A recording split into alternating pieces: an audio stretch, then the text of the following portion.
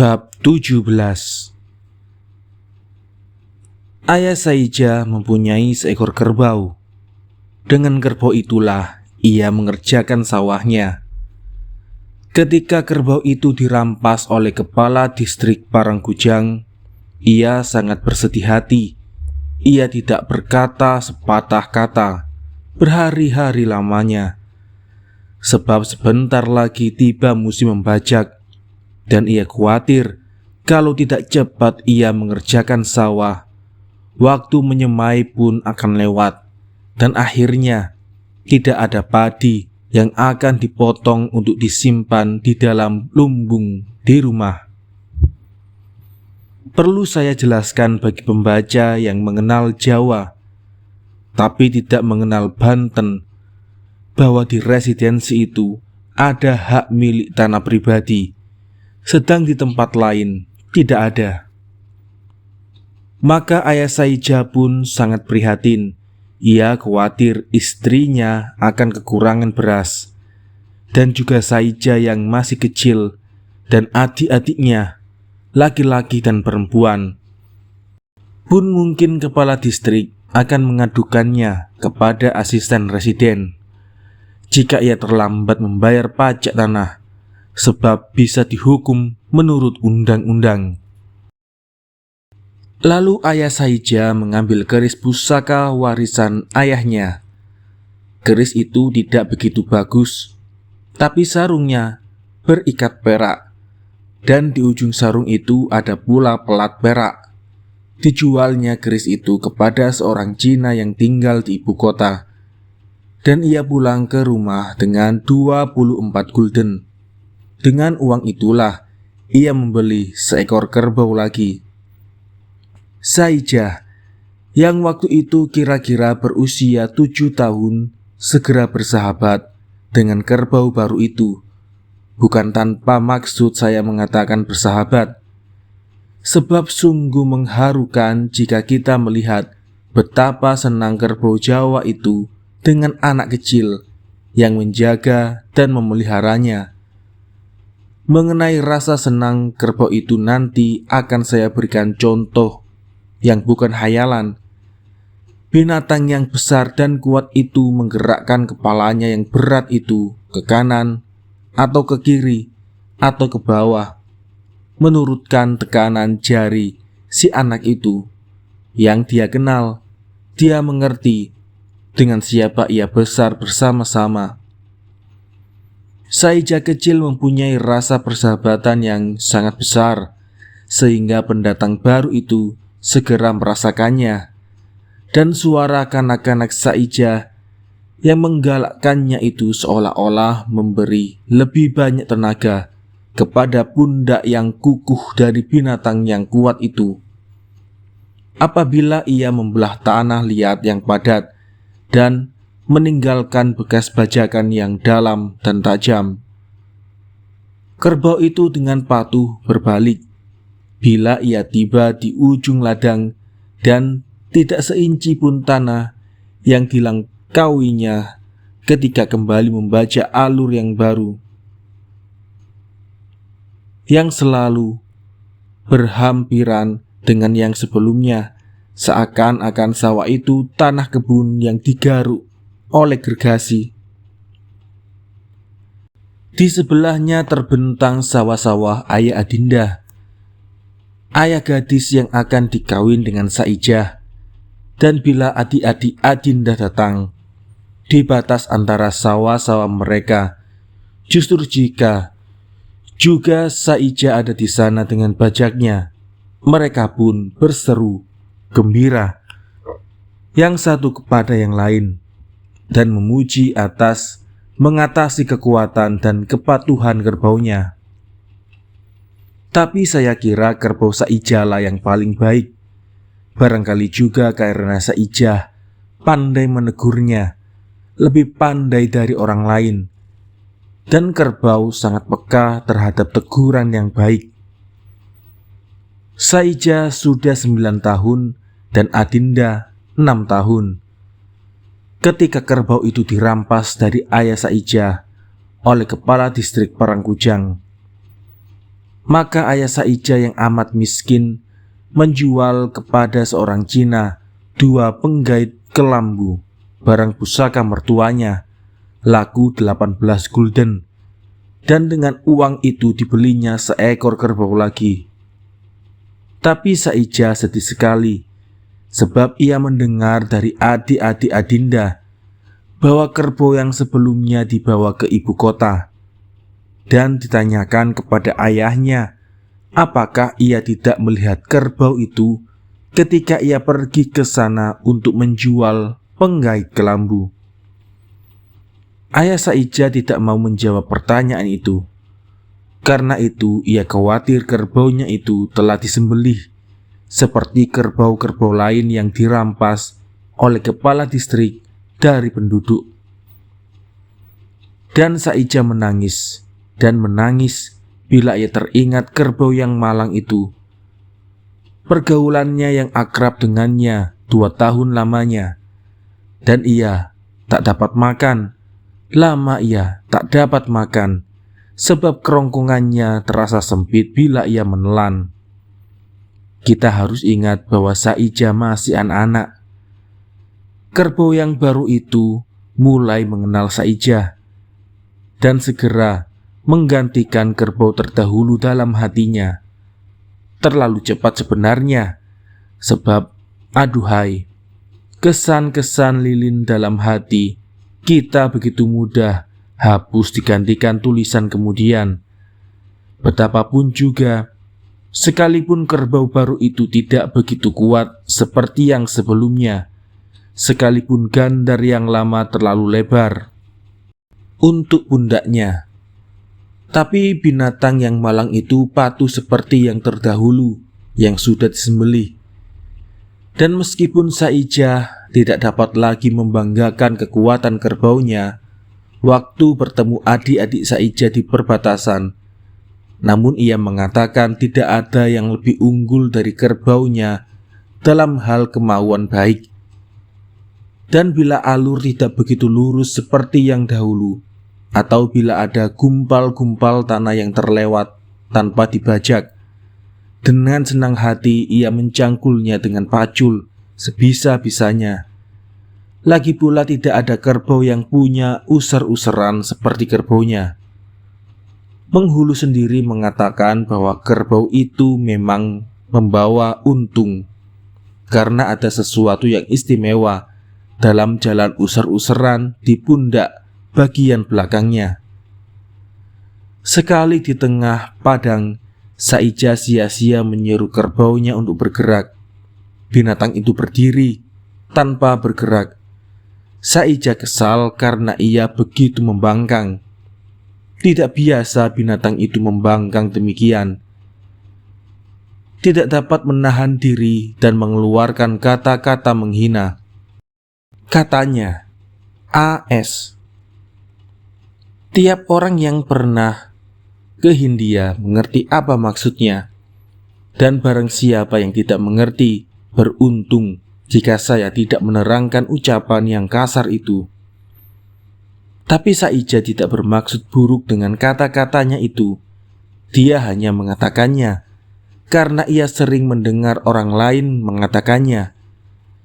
Jika mereka tidak senang, tapi ia tidak perlu mengatakannya, sebab sia-sia belaka kerbau itu tidak beranjak selangkah pun. Ia menggelengkan kepala seolah-olah hendak melemparkan gandarnya. Nafasnya tampak keluar dari lubang hidungnya. Ia mendengus, gemetar, matanya yang biru penuh ketakutan, dan bibirnya sebelah atas tertarik ke atas hingga gusinya kelihatan. "Lari Saija! Lari!" teriak adik-adik Adinda. "Lari! Ada macan!" Dan semuanya melepaskan gandar kerbaunya. Mereka melompat ke atas punggung-punggung kerbau yang lebar itu dan mencongklang melalui sawah, galangan, menempuh lumpur, hutan belukar dan alang-alang, melalui lebuh dan padang. Dan ketika mereka mendudu masuk ke desa Badur penuh keringat, Saijah tidak ada bersama mereka.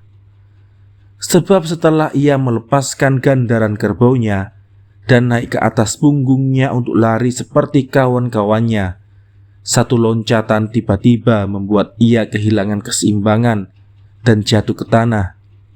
Harimau itu sudah dekat sekali. Kerbau Saijah terbawa oleh kecepatannya sendiri, terlewat beberapa loncatan dari tempat di mana tuannya kecil menunggu maut. Oleh kecepatannya berlari, bukan dengan kemauannya sendiri binatang itu melewati Saijah, sebab baru saja ia mengalahkan gaya pendorong yang menguasai segala benda.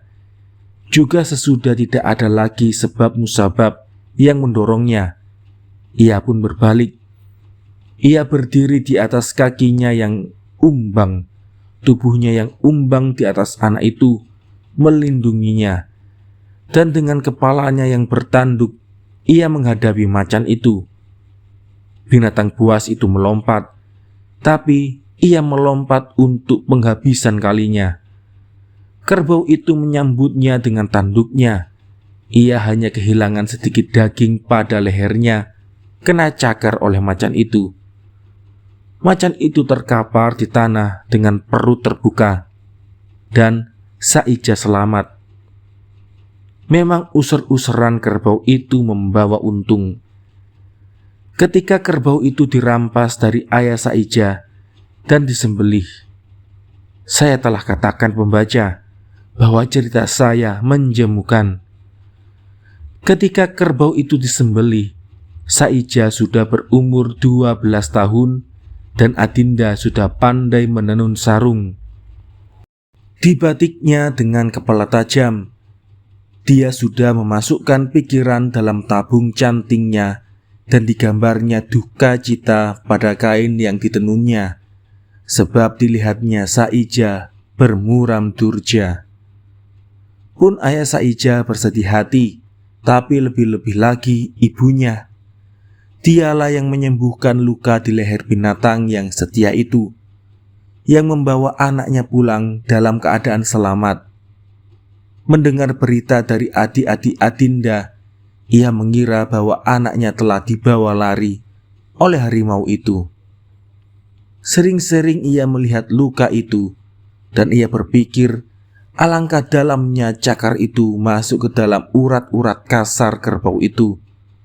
Sedalam itulah cakar itu sedianya masuk ke dalam tubuh lembut anaknya, dan setiap kali bila ia menaruh daun-daunan yang baru pada luka itu, dielus-elusnya kerbau itu, diucapkannya kata-kata yang mesra, sehingga mestinyalah binatang yang baik dan setia itu mengetahui betapa besar terima kasih seorang ibu. Kemudian ia ingin hendaknya kerbau itu mengerti juga kata-katanya, sebab jika demikian tentu kerbau itu juga mengerti mengapa ia menangis ketika ia dibawa untuk disembelih, dan tentu kerbau itu mengetahui bukanlah ibu Saijah yang menyuruhnya sembelih. Beberapa waktu sesudah itu, ayah Saijah melarikan diri dari desanya, sebab ia takut sekali dihukum jika tidak membayar pajak tanahnya, dan ia tidak mempunyai harta pusaka lagi untuk membeli kerbau lain. Orang tuanya seumur hidupnya tinggal di Parangkujang, karena itu sedikit sekali meninggalkan warisan. Pun kedua mertuanya seumur hidupnya tinggal di distrik yang sama. Tapi sesudah kehilangan kerbaunya yang terakhir, ia masih bertahan beberapa tahun dengan bekerja mempergunakan kerbau sewaan. Tapi pekerjaan itu sangat tidak menyenangkan dan terutama menyedihkan bagi orang yang pernah memiliki kerbau sendiri. Ibu Saijah meninggal karena duka citanya. Dan ketika itulah ayahnya dalam saat putus asa menghilang dari Banten untuk mencari pekerjaan di daerah Bogor. Tapi ia dihukum dera dengan rotan karena meninggalkan Lebak tanpa pas. Dan ia dibawa kembali oleh polisi ke Badur. Ia dimasukkan ke dalam penjara karena dianggap gila. Dan saya kira memang demikian. Dan karena orang khawatir bahwa ia akan mata gelap dan mengamuk atau melakukan kesalahan lain. Tapi ia tidak lama dalam penjara, sebab tidak lama sesudah itu ia mati. Apa jadinya dengan adik-adik Saija? Saya tidak tahu. Rumah kecil yang mereka diami beberapa waktu kosong, dan tidak lama kemudian roboh karena hanya terbuat dari bambu dan memakai atap. Sedikit debu dan kotoran menutupi tempat di mana pernah orang mengalami begitu banyak penderitaan. Banyak tempat-tempat semacam itu di Lebak. Saija sudah 15 tahun ketika ayahnya berangkat ke Bogor. Ia tidak ikut serta dengan ayahnya sebab ia mempunyai rencana-rencana yang lebih besar. Ia mendengar bahwa di Betawi banyak tuan-tuan yang naik bendi. Jadi mungkin baginya untuk mendapatkan pekerjaan sebagai kacung bendi. Untuk itu biasanya dicari seseorang yang masih muda dan belum dewasa, supaya kendaraan dua roda itu tidak kehilangan keseimbangan karena terlalu berat di belakang. Dia akan banyak mendapat uang, demikian kata orang, jika tingkah lakunya baik dalam pekerjaan demikian itu. Barangkali ia dengan cara itu dalam 3 tahun dapat menyimpan uang cukup untuk membeli 2 ekor kerbau. Pikiran ini menarik baginya. Dengan langkah yang gagah seperti langkah orang yang besar cita-citanya, ia masuk ke rumah Adinda sesudah keberangkatan ayahnya. Dan kepada Adinda ia menceritakan rencananya. Bayangkan, katanya, jika aku kembali, kita sudah cukup umur untuk kawin, dan kita akan memiliki 2 ekor kerbau. Baik sekali, Saija. Aku ingin kawin dengan kau. Jika kau telah kembali, aku akan memintal dan menenun sarung dan selendang, dan aku akan membatik dan bekerja rajin sekali selama itu. Oh, aku percaya Adinda. Tapi bagaimana jika aku kembali dan kau telah kawin? Saija, kau tahu bahwa aku tidak akan kawin dengan orang lain. Ayahku telah berjanji dengan ayahmu mengenai diriku. Dan kau sendiri? Aku akan kawin dengan kau. Percayalah. Bila aku pulang, aku akan berseru dari jauh. Siapa yang akan mendengarmu jika kami sedang menunggu padi di desa? Benar juga. Tapi Adinda, oh ya, aku mendapat pikiran yang lebih baik. Tunggulah aku di hutan jati, di bawah ketapang di mana kau memberiku kembang melati.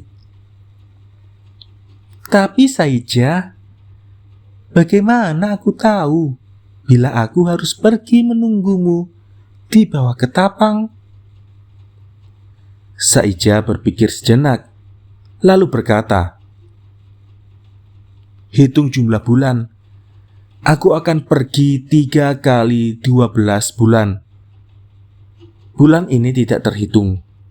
Lihat Adinda, buatlah garis pada lesungmu pada tiap bulan baru. Sesudah cukup 3 kali 12 garis.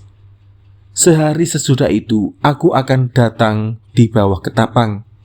Berjanjilah bahwa kau akan menungguku di sana. Ya, Saija, aku akan menunggu di bawah ketapang di hutan jati jika kau kembali.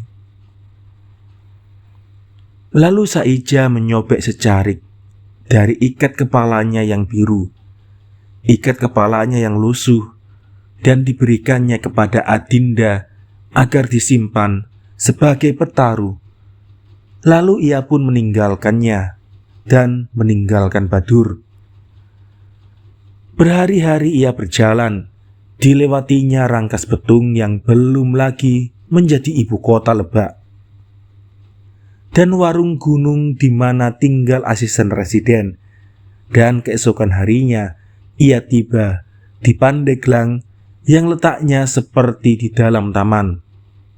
Sehari lagi kemudian ia tiba di Serang dan kagum melihat keindahan kota yang begitu besar dengan banyak rumah-rumah yang terbuat dari batu, atapnya dari genteng merah. Saija belum pernah melihat yang seperti itu. Di situ ia tinggal sehari karena letihnya. Tapi malam hari dalam udara yang sejuk, ia meneruskan perjalanan dan tiba di Tangerang keesokan harinya sebelum bayangan turun sampai ke bibirnya, meskipun ia memakai tudung besar peninggalan ayahnya. Di Tangerang ia mandi di sungai dekat penyeberangan, dan ia istirahat di rumah kenalan ayahnya yang mengajari dia bagaimana menganyam topi jerami, seperti yang didatangkan dari Manila. Sehari ia tinggal di sana untuk mempelajarinya, sebab pikirnya, mungkin ia kemudian dapat mencari uang dengan kepandaiannya itu, jika sekiranya ia tidak berhasil di Betawi. Keesokan harinya menjelang malam, ketika udara mulai sejuk, ia mengucapkan banyak terima kasih kepada orang yang menjamunya dan melanjutkan perjalanan. Ketika sudah gelap sekali, supaya tidak kelihatan oleh siapa-siapa, dikeluarkannya daun tempat ia menyimpan melati yang diberikan Adinda kepadanya di bawah pohon ketapang. Sebab ia merasa sedih bahwa ia tidak akan melihatnya dalam waktu sekian lama. Hari yang pertama dan demikian pula hari yang kedua. Ia tidak begitu merasakan betapa ia hidup sebatang kara, karena jiwanya seluruhnya dipenuhi oleh pikiran yang besar akan mencari uang untuk membeli 2 ekor kerbau. Bukankah ayahnya sendiri tidak pernah memiliki lebih dari seekor? Dan pikirnya terlalu tertuju kepada pertemuan kembali dengan Adinda, sehingga tidak ada tempat untuk bersedih hati atas perceraian itu. Waktu berpisah, ia penuh harapan, dan dalam pikirannya, ia mengaitkan perpisahan itu kepada saat pertemuan kembali di bawah ketapang. Sebab begitu besar peranan harapan bertemu kembali dalam hatinya, sehingga ketika meninggalkan Badur, ia merasa girang dalam dirinya ketika melewati pohon itu, seolah-olah waktu yang 36 bulan itu sudah silam. Waktu yang memisahkannya dari saat itu, rasanya seolah-olah ia hanya perlu berbalik, seolah-olah ia sudah kembali dari perjalanan untuk melihat Adinda yang menunggunya di bawah pohon itu. Tapi semakin jauh ia berjalan dari Badur, semakin panjang rasanya waktu sehari, semakin panjang dirasanya waktu 36 bulan yang masih harus dijalaninya. Ada sesuatu dalam jiwanya yang membuat ia melangkah tidak begitu cepat. Ia merasakan duka cita pada lututnya, dan meskipun bukan putus asa apa yang dirasakannya, namun itu adalah kerawanan yang tidak jauh dari rasa putus asa. Ia teringat akan kembali, tapi apa kata Adinda jika hatinya sekecil itu? Karena itu ia berjalan terus, meskipun tidak begitu cepat, Seperti hari yang pertama, melati di tangannya berkali-kali dibawanya ke dadanya. Ia sudah menjadi lebih tua dalam 3 hari itu. Dan ia tidak mengerti lagi betapa tenang ia hidup dahulu ketika Adinda begitu dekat kepadanya, dan ia dapat melihatnya setiap kali ia mau. Sebab sekarang ia tidak akan tenang sekiranya ia boleh mengharapkan bahwa Adinda tiba-tiba berdiri di depannya, dan juga ia tidak mengerti mengapa ia sesudah berpisah tidak berbalik sekali lagi untuk menatap Adinda sekali lagi. Malahan ia teringat bagaimana belum lama berselang ia bertengkar dengannya mengenai tali yang dipintalnya untuk layangan adik-adiknya. Tali itu putus karena ada kesalahan dalam pintalannya, sehingga mereka kalah dalam pertandingan melawan anak-anak dari Cipurut. Bagaimana mungkin, pikirnya, untuk marah kepada Adinda karena itu? Sebab meskipun ada kesalahan dalam pintalan talinya, dan meskipun Badur kalah dalam pertandingan melawan Cipurut karena kesalahan itu, dan bukan karena beling yang dilemparkan oleh si Jamin kecil yang bersembunyi di belakang pagar, malahan pun dalam hal itu, bolehkah aku bersikap keras terhadapnya dan menyebutnya dengan nama-nama yang tak pantas? Bagaimana kalau aku mati di Betawi tanpa meminta maaf atas kekasaran seperti itu? Bukankah aku seperti manusia durjana yang memaki-maki seorang gadis?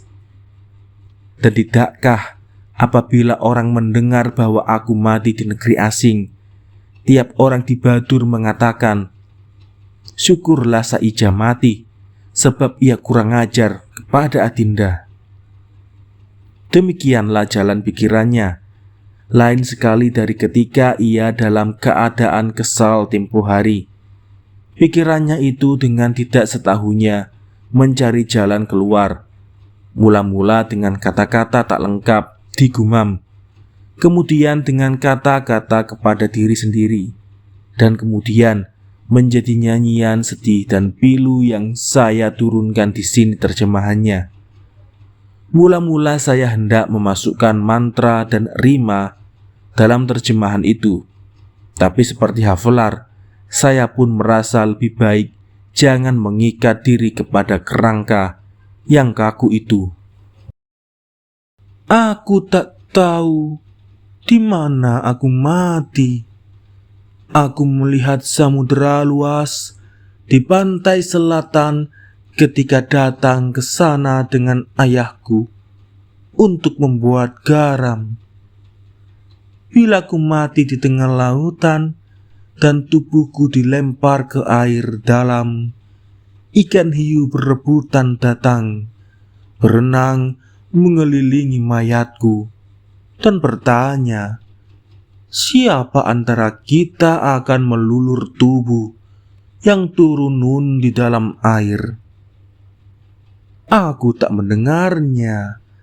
Aku tak tahu di mana aku kan mati. Kulihat terbakar rumah Pak Ansu, dibakarnya sendiri karena ia gelap mata. Bila ku mati dalam rumah sedang terbakar, kepingan-kepingan kayu berpijar jatuh menimpa mayatku. Dan di luar rumah orang-orang berteriak, melemparkan air pemadam api. Aku tak mendengarnya. Aku tak tahu di mana aku kan mati. Kulihat si Unah kecil jatuh dari pohon kelapa waktu memetik kelapa untuk ibunya. Bila aku jatuh dari pohon kelapa, mayatku terkapar di kakinya, di dalam sema seperti si Unah. Maka ibuku tidak akan menangis, sebab ia sudah tiada. Tapi orang lain akan berseru, Lihatlah si Saija di sana. Dengan suara yang keras, aku tak akan mendengarnya. Aku tak tahu di mana aku akan mati. Kulihat mayat Pak Lisu yang mati karena tuanya, sebab rambutnya sudah putih. Bila aku mati karena tua, berambut putih, perempuan meratap sekeliling mayatku, dan mereka akan menangis keras-keras seperti perempuan-perempuan menangisi mayat Pak Lisu, dan juga cucu-cucunya akan menangis keras sekali. Aku takkan mendengarnya. Aku tak tahu di mana aku mati. Banyak orang mati kulihat di Badur. Mereka dikafani dan ditanam di dalam tanah. Bila aku mati di Badur dan aku ditanam di luar desa, arah ke timur di kaki bukit dengan rumputnya yang tinggi, maka Adinda akan lewat di sana. Tepi sarungnya perlahan mengisut mendesir rumput. Aku akan mendengarnya. Saija tiba di Betawi. Ia meminta pekerjaan pada seorang tuan, dan tuan itu segera menerimanya karena ia tidak mengerti Saija. Dan di Betawi orang suka menerima bujang yang belum pandai bahasa Melayu. Jadi belum rusak seperti orang lain yang sudah lebih lama bergaul dengan orang Eropa. Saija cepat sekali belajar bahasa Melayu, tapi ia selalu baik dan berhati-hati, sebab ia senantiasa teringat kepada 2 ekor kerbau yang akan dibelinya dan kepada Adinda. Tubuhnya menjadi besar dan kuat, sebab ia makan setiap hari. Hal mana tidak selalu bisa dilakukannya di Badur. Di kandang kuda ia disukai, dan pastilah ia tidak akan ditolak jika melamar anak gadis Pak Kusir. Tuannya sendiri senang sekali dengan Saija, sehingga ia cepat diangkat jadi jongos. Gajinya dinaikkan, dan selain itu ia selalu mendapat hadiah karena pekerjaannya yang sangat memuaskan. Nyonya pernah membaca romansu yang sangat menghebohkan. Sebentar, ia selalu teringat Pangeran Jalma. Apabila ia melihat Saija dan juga anak-anak gadisnya lebih mengerti dari dahulu bagaimana pelukis bangsa Jawa Raden Saleh mendapat pujian yang tinggi di Paris. Tapi mereka menganggap Saija tidak tahu berterima kasih ketika ia sesudah hampir 3 tahun bekerja, minta berhenti dan meminta surat keterangan bahwa ia selalu berkelakuan baik. Tapi mereka meluluskan juga permintaannya itu, dan Saija memulai perjalanannya dengan hati yang girang. Dia berjalan melewati Pesing, di mana Haflar pernah tinggal dahulu sekali. Tapi Saija tidak mengetahui hal ini, dan sekalipun ia mengetahuinya, ada hal-hal lain yang dipikirkannya. Ia menghitung-hitung harta bendanya yang dibawanya pulang. Di dalam tabung bambu disimpannya surat jalannya dan surat keterangan berkelakuan baik. Di dalam sebuah bumbung yang diikat dengan tali kulit, tampak sesuatu yang berat selalu bergoyang-goyang mengenai bahunya. Tapi ia senang rasakannya. Percayalah, di dalamnya ada sejumlah 30 mata uang Spanyol, cukup untuk membeli 3 ekor kerbau. Apa kata Adinda? Dan ini belum semuanya lagi. Di punggungnya tampak keris yang ditaruhnya diikat pinggang. Sarungnya bersalut perak. Gagangnya tentulah dari kemuning yang diukir halus, sebab benda itu dengan hati-hati dibungkusnya dengan kain sutra, dan banyak lagi harta kekayaannya. Di dalam ikatan kain di pinggangnya disimpannya sebuah ikat pinggang rantai dari perak, pendingnya dari emas. Memang ikat pinggang itu agak pendek, tapi dia begitu ramping. Adinda. Dan pada tali lehernya, di bawah baju luarnya tergantung sebuah kocek sutra dengan beberapa kembang melati yang sudah kering. Tidaklah mengherankan bila di Tangerang ia berhenti seperlunya saja untuk mengunjungi kenalan ayahnya yang begitu pandai menganyam topi yang bagus. Tidaklah mengherankan bila ia seperlunya saja menjawab gadis-gadis yang bertemu olehnya di jalan, yang bertanya, "Kemana? Dari mana?" Tegur sapa yang lazim di daerah itu. Tidaklah mengherankan bila ia menganggap Serang tidak begitu indah lagi. Ia yang telah mengenal Betawi. Ia tidak lagi bersembunyi di belakang pagar seperti dilakukannya 3 tahun yang lalu, ketika ia melihat Tuan Residen naik kereta. Ia yang telah melihat Tuan yang lebih besar, yang tinggal di Bogor, dan menjadi datuk susuhunan di Solo. Tidaklah mengherankan bila ia tidak memperhatikan cerita-cerita orang yang berjalan beberapa jauh bersamanya, dan berbicara tentang berita di Banten Kidul, bahwa penanaman kopi dibatalkan sama sekali sesudah banyak usaha-usaha yang tidak menguntungkan. Betapa kepala distrik Parangkujang karena merampas di jalan umum dijatuhi hukuman tahanan 14 hari di rumah mertuanya. Betapa ibu kota telah dipindahkan ke Rangkas Betung. Betapa telah datang di sana seorang asisten residen baru, sebab yang sebelumnya telah meninggal dunia beberapa bulan yang lalu. Betapa pejabat baru itu telah berbicara pada rapat sebah yang pertama. Betapa sudah beberapa waktu tidak ada orang yang dihukum karena pengaduan. Betapa hidup diharapkan di kalangan rakyat supaya barang yang dicuri dikembalikan atau dibayarkan ganti kerugiannya. Tidak, di mata semangatnya nampak gambaran-gambaran yang lebih indah. Dicarinya pohon ketapang di awan kemauan.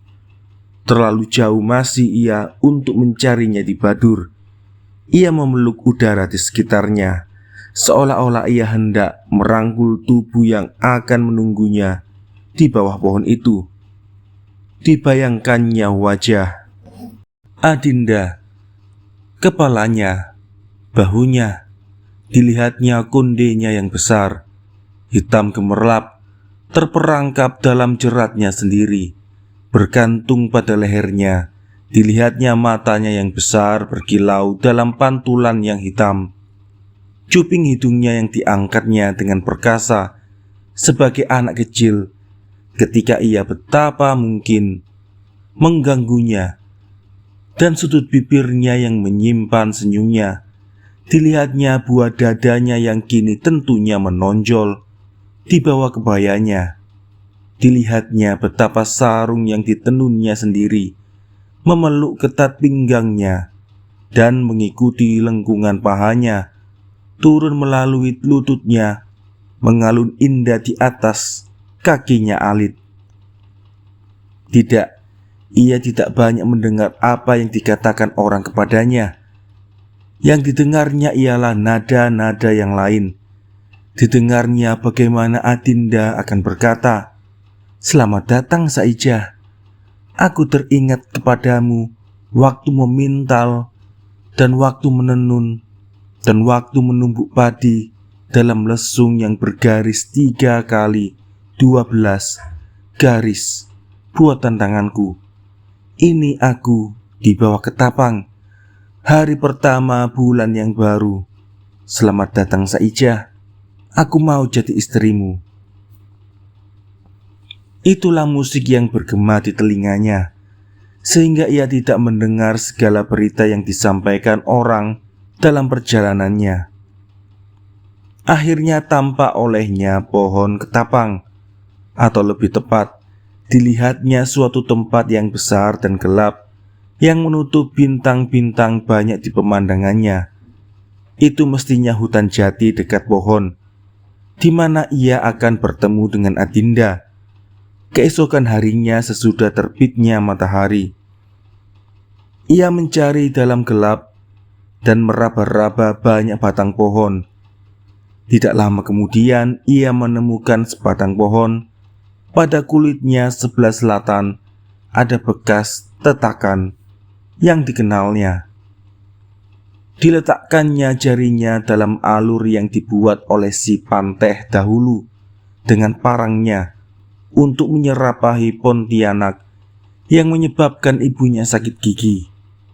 Tidak lama sebelum si adik Panteh lahir, itulah ketapang yang dicarinya. Iya, inilah tempat di mana ia buat pertama kali memandangi Adinda dengan cara lain dari tempat sepermainannya yang lain. Sebab Adinda buat pertama kali di tempat itu menolak turut serta dalam suatu permainan yang sebenarnya tidak lama sebelumnya diikutinya dengan semua anak-anak, laki-laki dan perempuan. Disitulah Adinda memberinya kembang melati. Ia duduk di kaki pohon itu dan memandang ke atas, ke bintang-bintang, dan bila ada yang beralih, dianggapnya itu sebagai ucapan selamat datang bahwa ia telah kembali di Badur. Dan ia berpikir, apakah sekarang Adinda sedang tidur?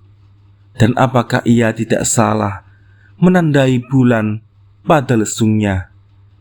Saijah akan berduka cita jika Adinda sampai kelupaan menandai sebulan, seolah-olah tidak cukup. Jumlah 36 bulan. Dan apakah ia membatik sarung dan selendang yang indah? Dan juga ia bertanya kepada dirinya, siapakah yang kini tinggal di rumah ayahnya? Dan terbayang masa mudanya dan ibunya, dan betapa kerbau itu menyelamatkannya dari terkaman harimau. Dan terpikir olehnya, apa akan jadinya dengan Adinda jika kerbau itu tidak begitu setia? Diperhatikannya benar turunnya bintang-bintang di barat, dan setiap kali sebuah bintang menghilang di kaki langit, ia menghitung bahwa matahari sudah lebih dekat lagi, sedikit mendekati saat terbitnya di ufuk timur. Dan betapa tambah dekat ia sendiri kepada saat bertemu kembali dengan Adinda. Sebab pastilah ia akan kembali pada cahaya matahari yang pertama. Ya, dia sudah akan ada di sana ketika fajar. Ah, mengapa ia tidak datang kemarin? Saijah merasa sedih bahwa Adinda tidak mendahului saat yang indah yang 3 tahun lamanya menyuluhi jiwanya dengan cahaya yang tidak terlukiskan. Dalam cintanya, Saijah hanya ingat akan kepentingan dirinya, dan ia menjadi tidak adil. Menurut dia, seharusnya Adinda sudah berada di sana, menunggu dia. Dia yang kini mengeluh sebelum waktunya bahwa ia harus menunggu Adinda. Dan tidak sepatutnya ia mengeluh, sebab matahari belum lagi terbit. Belum lagi matahari melepaskan pandangnya ke atas daratan. Memang bintang-bintang nun di atas menjadi pucat, malu bahwa segera berakhir kekuasaannya. Memang mengalir warna-warna yang garib di puncak-puncak gunung. Yang tampak lebih gelap semakin tajam timbul sosoknya berlatar belakang cahaya terang. Memang di sana sini sesuatu yang berpijar melayang melintasi awan di sebelah timur. Panah-panah emas dan api yang ditembakkan bolak-balik sejajar dengan kaki langit.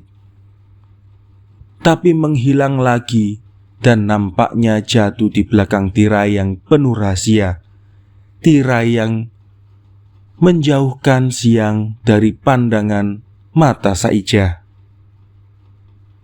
Namun cuaca semakin terang dan makin terang sekitarnya.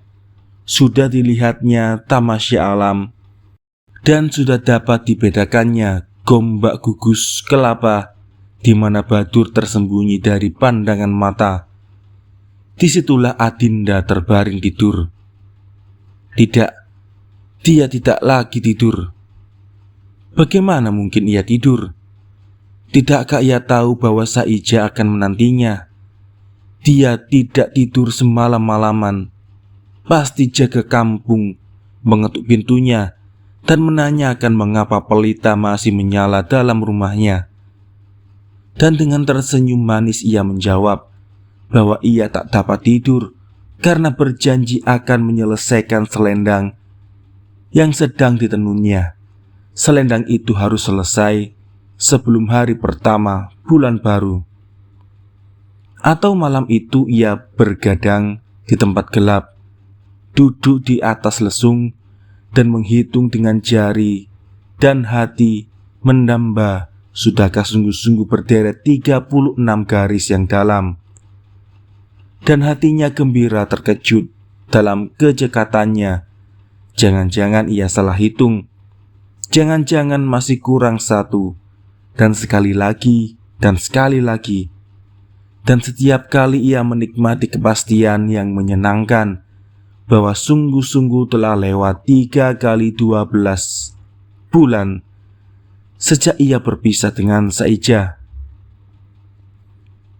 Dia pun tentunya sekarang ini, sesudah cuaca seterang ini, memasang matanya sia-sia, melemparkan pandangnya ke balik tepi langit untuk menemui matahari. Matahari yang lamban, yang tidak juga terbit. Tidak juga terbit. Nampak garis merah kebiru-biruan yang berpaut pada awan, dan tepi-tepi awan itu menjadi terang dan berpijar, dan mulai berkilat, dan kembali melayang panah-panah api di ruang angkasa. Tapi sekali ini tidak jatuh ke bawah. Mereka menjerit di tanah yang gelap. Behangnya meluas dalam lingkaran yang tambah lama tambah luas, dan saling bertemu, silang menyilang, memutar, beredar, dan bersatu menjadi berkas-berkas api yang berkilat dengan cahaya keemasan di atas tanah biru muda. Semuanya itu warnanya merah dan biru dan keperak-perakan dan lembayung dan kuning dan keemasan. Ya Tuhan, itulah fajar, itulah pertemuan kembali dengan Adinda. Saijah tidak pernah belajar mendoa, dan memang sayang kalau itu diajarkan kepadanya, sebab doa yang lebih suci dan syukur yang lebih membara dari yang mengendap diam dalam jiwanya gembira tidak dapat diungkapkan dalam bahasa manusia. Ia tidak mau pergi ke Badur. Saat pertemuan itu sendiri dengan Adinda dirasanya tidak begitu indah, seperti kepastian bahwa ia akan bertemu dengannya. Ia duduk di bawah pohon ketapang yang diedarkannya pandangannya sekitar wilayah. Alam seolah tersenyum kepadanya dan mengucapkan selamat datang, seperti seorang ibu menyambut anaknya yang baru pulang.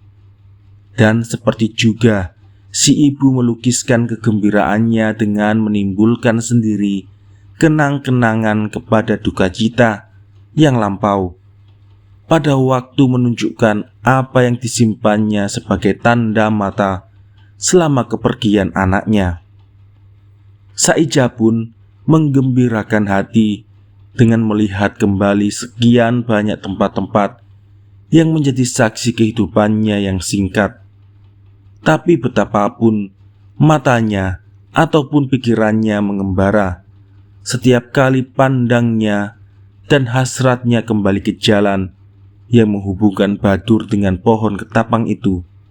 Segala yang dirasakan dan dilihat oleh panca inderanya bernama Adinda.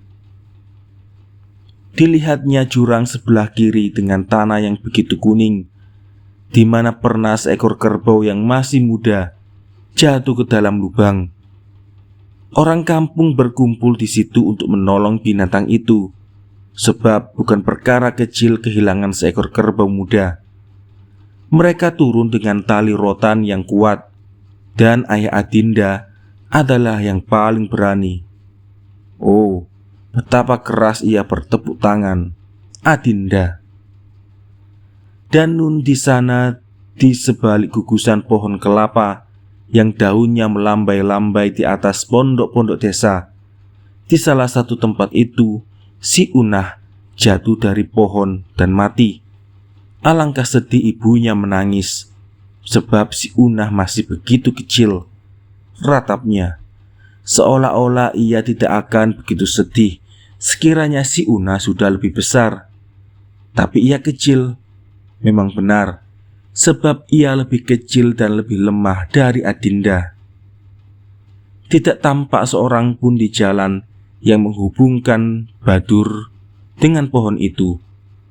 Nanti dia datang, hari masih terlalu pagi. Saija melihat bajing yang melompat kian kemari dengan cepat dan keracak pada batang pohon kelapa. Binatang yang molek itu ditakuti oleh pemilik kelapa, namun molek tubuh dan gerak-geriknya. Naik dan turun tak jemu-jemunya.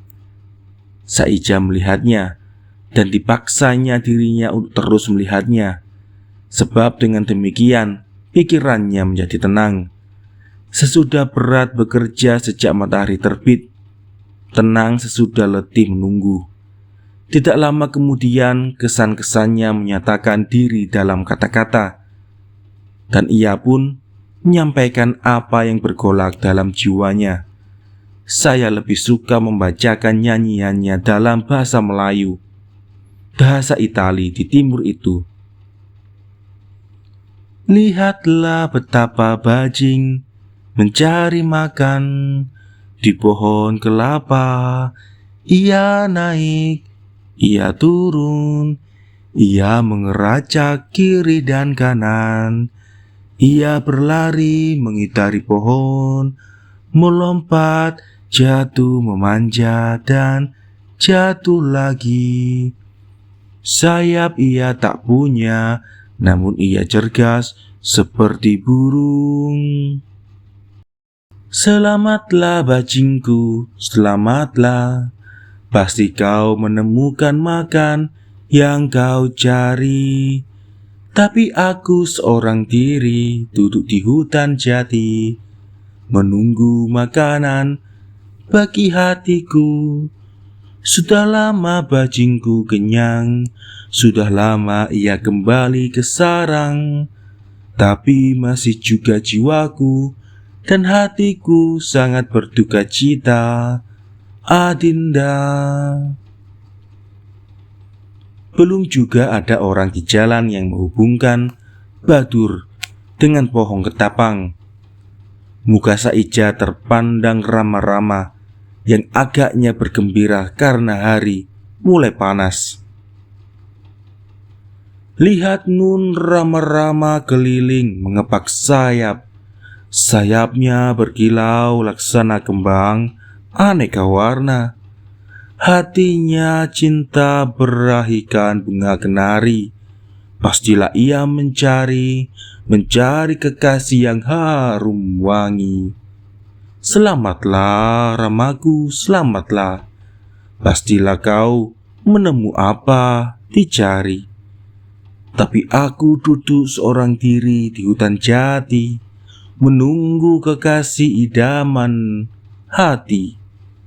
Sudah lama Rama-Rama mengecup kembang kenari yang sangat ia cintai. Tapi masih jiwaku dan hatiku alangkah berduka cita, Adinda.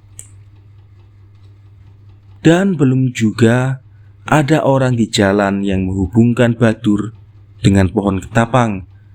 Matahari sudah meninggi, udara sudah panas. Lihatlah betapa matahari bersinar nun di atas, jauh di atas bukit Waringin. Terlalu panas ia merasa dan ingin turun ke bumi. Tidur di dasar laut seperti rangkulan seorang suami. Selamatlah oh matahari, selamatlah. Pasti kau menemu apa yang dicari. Tapi aku seorang diri di hutan jati, menunggu hatiku menjadi tenang. Sudah lama nanti matahari turun dan tidur di dalam laut.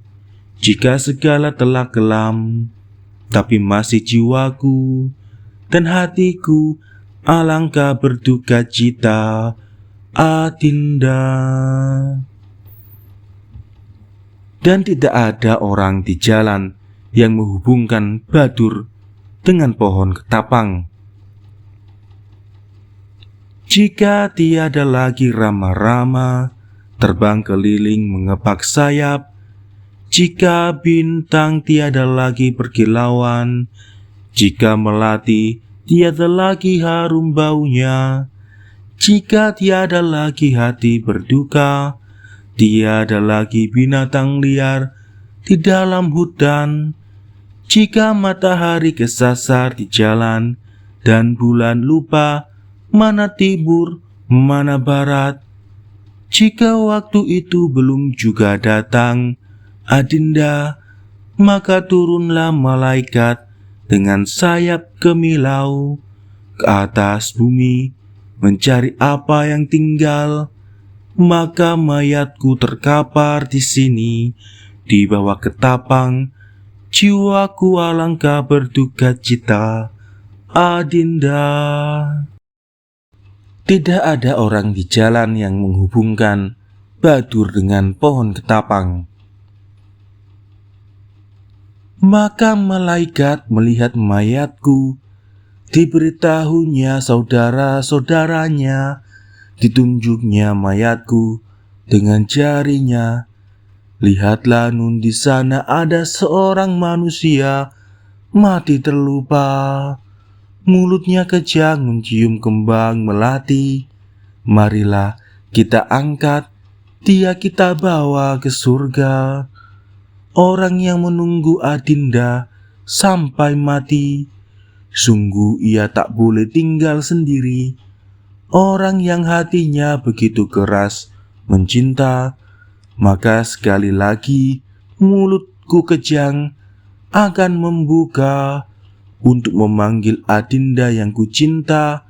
Sekali lagi kekecup melati yang dia berikan, Adinda, Adinda. Dan masih juga tidak ada orang di jalan yang menghubungkan Badur dengan ketapang. Oh, pastilah ia tertidur menjelang pagi, kelelahan karena begadang sepanjang malam.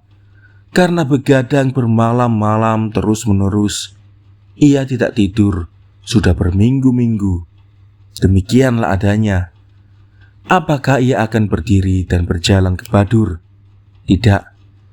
Jika demikian, seolah-olah ia ragukan kedatangannya. Bagaimana kalau dipanggilnya orang di sana yang menggiring kerbaunya ke ladang? Orang itu tidak terlalu jauh.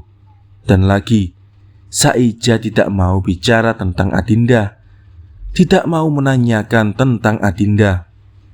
Ia mau bertemu dengannya, melihatnya kembali. Ia ingin melihat Adinda sendiri, melihat Adinda lebih dulu. Oh, tentulah ia segera datang. ia akan menunggu. Tapi kalau dia sakit atau mati, seperti rusa kena panah, Saija berlari menuruni jalan dari pohon ketapang menuju desa tempat tinggal Adinda. Dia tidak melihat apa-apa dan tidak mendengar apa-apa, meskipun ia dapat mendengar apa-apa. Sebab ada orang berdiri di pinggir jalan dekat pintu masuk ke dalam desa yang berteriak, "Saija, Saija!" Tapi apakah karena ia tergesa-gesa karena nafsunya, maka ia tak dapat menemukan rumah Adinda. Ia sudah berlari sampai ke ujung jalan di batas kampung, dan seperti gila ia berjalan kembali dan memukul-mukul kepalanya. Betapa mungkin ia melewati rumah Adinda tanpa melihatnya. Tapi kembali ia berdiri di pintu gerbang masuk. Ya Tuhan, apakah ia bermimpi? Sekali lagi ia tidak menemukan rumah Adinda. Sekali lagi ia berlari kembali, dan tiba-tiba ia berhenti. Dipegangnya kepalanya dengan kedua tangannya, seolah-olah hendak memeras keluar pikiran tak waras yang merasukinya. Ia berteriak keras-keras, "Mabuk, mabuk, aku mabuk." Dan perempuan-perempuan Badur keluar dari rumahnya, dan dengan kasihan melihat Saija berdiri di jalan, sebab mereka mengenalinya, dan mereka tahu bahwa ia mencari rumah Adinda. Dan mereka tahu tidak ada rumah Adinda di desa Badur. Sebab ketika kepala distrik Parangkujang merampas kerbau-kerbau ayah Adinda, sudah saya katakan, membaca Budiman, bahwa cerita saya menjemukan. Ketika itu ibu Adinda meninggal karena sedihnya, dan adiknya yang bungsu meninggal karena tidak ada ibu yang menyusuinya. Dan ayah Adinda yang ketakutan mendapat hukuman jika tidak membayar pajak tanah. Saya tahu bahwa cerita saya menjemukan. Ia pergi meninggalkan kampung halaman, dibawanya Adinda dengan saudara-saudaranya. Tapi ia mendengar betapa ayah Saija dihukum di Bogor dengan deraan rotan karena meninggalkan Badur tanpa surat jalan. Karena itulah ayah Adinda tidak pergi menuju Bogor, tidak ke Kerawang, tidak ke Priangan, tidak pula ke Betawi. Ia pergi ke Cilangkahan, distrik Lebak yang berbatasan dengan laut. Di sanalah ia bersembunyi di dalam hutan dan menunggu kedatangan Pak Ento, Pak Lontah, Si Uniah, Pak Ansiu, Abdul Isma dan beberapa orang lagi yang kerbaunya dirampas oleh kepala distrik Parangkujang, dan yang semuanya takut karena hukuman jika mereka tidak membayar pajak tanah. Di sana pada malam hari mereka mencuri sebuah perahu nelayan dan berlayar meninggalkan pantai sampai ke Tanjung Jawa di ujung kulon. Di sana mereka berlayar menuju ke utara sampai Panaitan yang disebut pelaut kulit putih, Prince Island. Mereka mengitari pulau itu di sebelah timur dan kemudian menuju Teluk Semangka, menghala puncak gunung yang tinggi di Lampung. Demikianlah jalan yang dibisikkan orang dari mulut ke mulut di Lebak, jalan yang ditempuh bila orang bicara tentang perampasan kerbau dan pajak tanah yang belum dibayar. Tapi Saija tidak mengerti benar apa yang dikatakan orang kepadanya. Malahan ia tidak mengerti benar berita tentang kematian ayahnya. Telinganya mendengung seolah-olah dipukul gong dalam kepalanya. Dirasanya betapa darah mendenyut-denyut dalam urat-urat pelipisnya yang serasa-rasa hendak pecah di bawah tekanan pemekar yang begitu berat. Ia tidak berkata-kata dan memandang keliling dengan mata kehilangan cahaya, tidak melihat apa yang ada di sekitarnya dan dekatnya, dan akhirnya ia meledak dalam tawa yang mengerikan.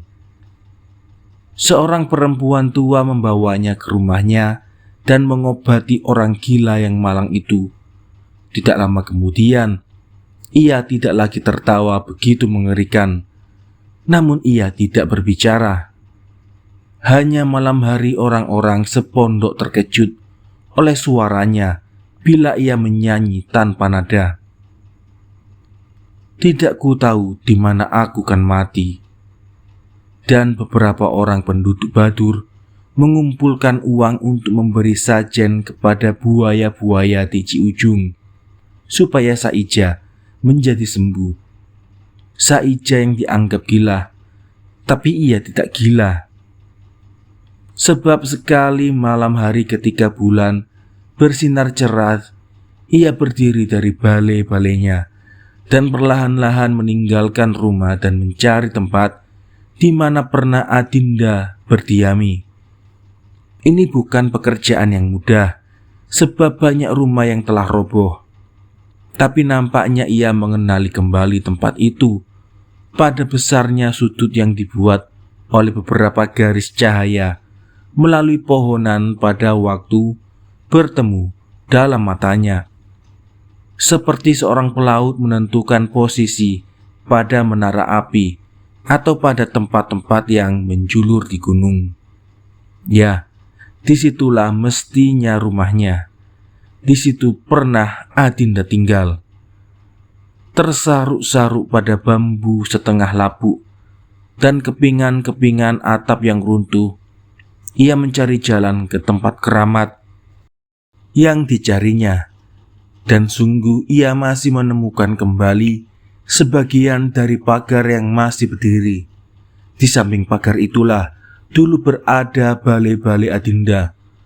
Bahkan di pagar itu masih terpancang pasak bambu tempat menggantungkan pakaiannya bila ia hendak tidur. Tapi balai-balai itu telah runtuh seperti juga rumah itu, dan hampir kembali menjadi debu. Diambilnya segenggam debu dan didekatkannya ke bibirnya yang terbuka, dan ia menarik nafas dalam-dalam. Keesokan harinya, ia bertanya kepada orang tua yang merawatnya, di manakah lesung yang dulu terletak di pekarangan rumah Adinda. Perempuan itu girang mendengar ia bicara dan berjalan sekeliling desa untuk mencari lesung itu. Ketika ia menemukan pemiliknya yang baru dan hendak menunjukkannya kepada Saija, Saija mengikutinya tanpa berkata sepatah kata. Dan ketika tiba di lesung itu, dihitungnya ada 32 garis tergores di situ. Lalu diberinya perempuan itu sekian mata uang Spanyol, cukup untuk membeli seekor kerbau dan meninggalkan Badur. Di Cilangkahan dibelinya sebuah perahu nelayan, dan dengan perahu itu, sesudah beberapa hari berlayar, ia tiba di Lampung, di mana pemberontak sedang melawan kekuasaan Belanda. Ia bergabung dengan segerombolan orang Banten, bukan untuk bertempur, tapi untuk mencari Adinda.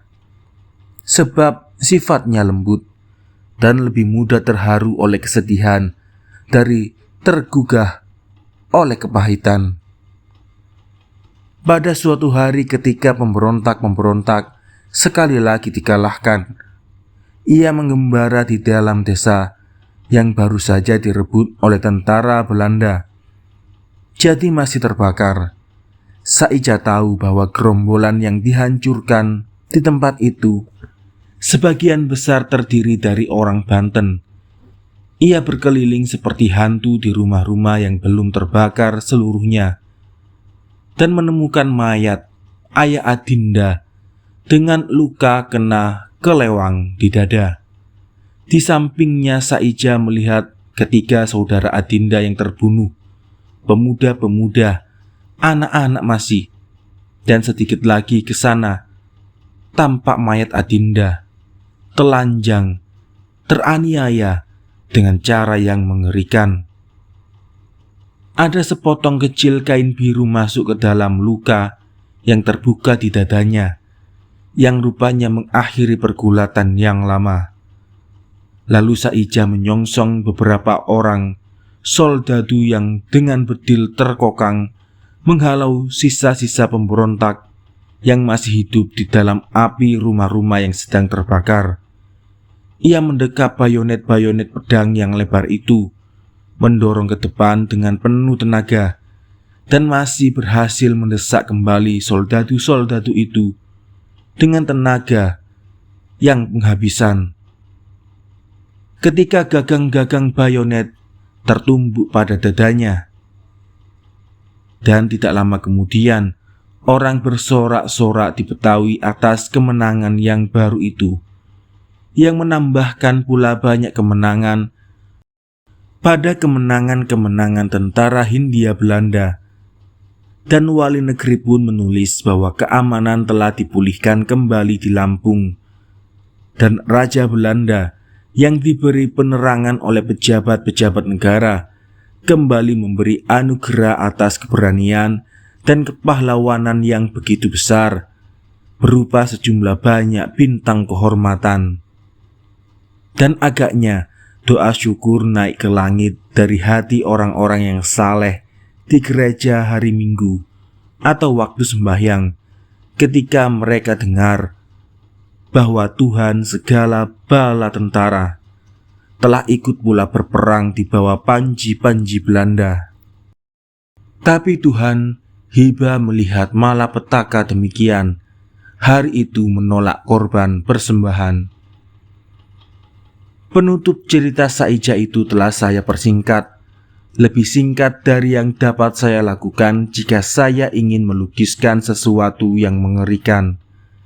Pembaca tentu melihat betapa saya berpanjang-panjang ketika melukiskan ia menunggu di bawah pohon ketapang, seolah-olah saya cemas menghadapi penyelesaian yang menyedihkan, dan betapa saya cepat-cepat menceritakan penyelesaian itu dengan perasaan enggan. Padahal maksud saya tidak demikian ketika saya mulai berbicara tentang Saija, sebab saya khawatir akan memerlukan warna-warna yang lebih keras untuk menimbulkan keharuan dalam melukiskan keadaan-keadaan yang sedemikian aneh itu. Tapi sambil bercerita, saya merasa bahwa saya akan menghina pembaca jika saya percaya bahwa saya harus menumpahkan darah lebih banyak dalam lukisan saya. Saya bisa saja melakukannya, sebab ada surat-surat di depan saya. Tapi tidak, lebih baik satu pengakuan. Ya, pengakuan. Saya tidak tahu apakah Saija cinta kepada Adinda, tidak tahu apakah ia pergi ke Betawi, tidak tahu apakah ia meninggal di Lampung kena bayonet Belanda. Saya tidak tahu apakah ayahnya mati karena deraan rotan, karena meninggalkan Badur tanpa surat jalan. Saya tidak tahu apakah Adinda menghitung bulan dengan tanda garis pada lesungnya. Semua itu saya tidak tahu. Tapi saya tahu lebih banyak dari semuanya itu. Saya tahu dan saya dapat membuktikan bahwa banyak orang seperti Adinda dan banyak orang seperti Saija, dan bahwa apa yang berupa khayalan pada khususnya menjadi kebenaran pada umumnya. Sudah saya katakan bahwa saya dapat menyebutkan nama-nama orang-orang yang seperti orang tua Saija dan Adinda terusir dari kampung halamannya karena ditindas. Bukanlah maksud saya dalam buku ini memberikan laporan yang diperlukan untuk pengadilan yang harus menjatuhkan hukuman mengenai cara kekuasaan Belanda dilaksanakan di negeri Hindia. Laporan yang hanya mempunyai kekuatan bukti bagi orang yang mempunyai kesabaran untuk membacanya. Hal mana tidak bisa kita harapkan dari publik yang mencari hiburan dalam bacaan. Karena itu saya tidak memberikan daftar yang kering dari nama-nama orang dan tempat disertai tanggal. Saya tidak memberikan salinan dari daftar pencurian dan pemerasan yang ada di depan saya.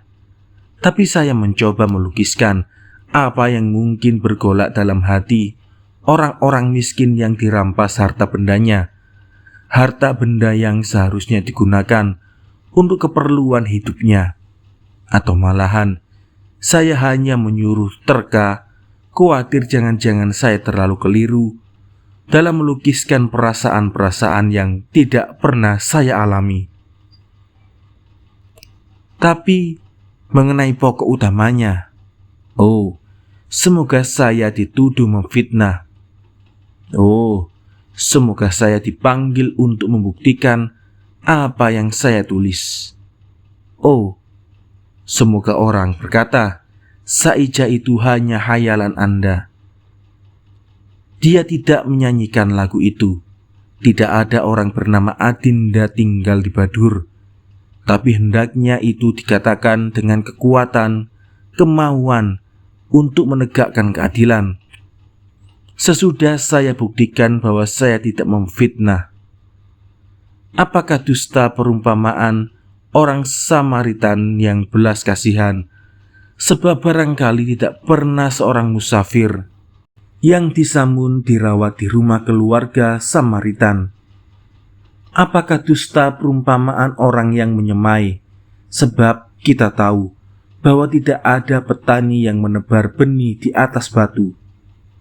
Atau supaya menyangkal kebenaran yang menjadi pokok utama dalam pondok negro Paman Tom, karena tidak pernah ada orang yang bernama Evangeline. Apakah orang akan mengatakan kepada pengarang pembelaan yang kekal itu, kekal bukan karena kesenian atau bakatnya, tapi karena maksud dan pengaruhnya?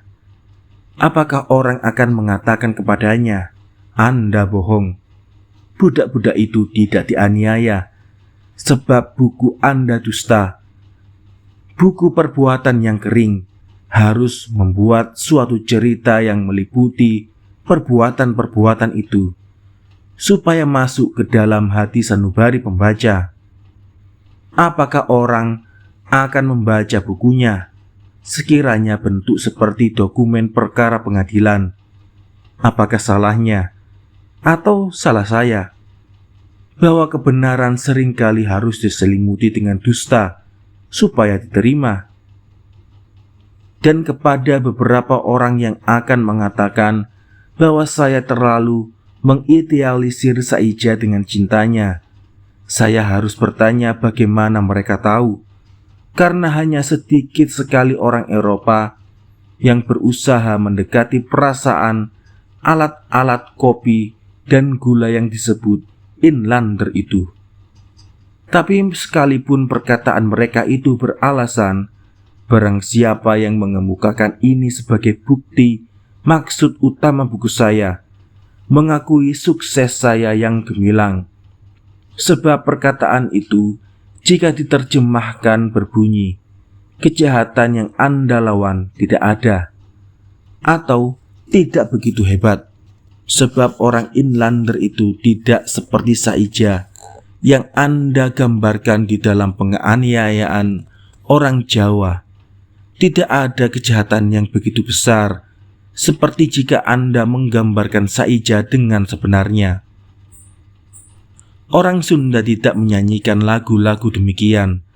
Mereka tidak bercinta seperti itu, tidak merasa seperti itu. Jadi, tidak menteri tanah jajahan, tidak gubernur jenderal pensiunan, bukan itu yang harus Anda buktikan. Anda harus buktikan bahwa penduduk tidak dianiaya.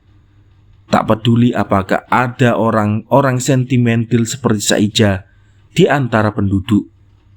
Atau beranikah Anda mengatakan bahwa orang boleh mencuri kerbau dari orang-orang yang tidak bercinta, orang-orang yang tidak menyanyikan lagu duka, orang-orang yang tidak sentimental?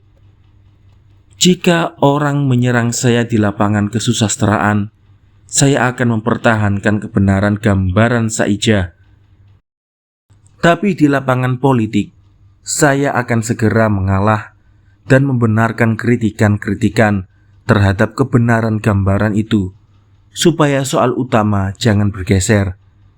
Saya tidak peduli apakah orang menganggap saya seorang pelukis yang tidak becus, asal orang mengakui bahwa penganiayaan orang Bumiputra itu adalah keterlaluan.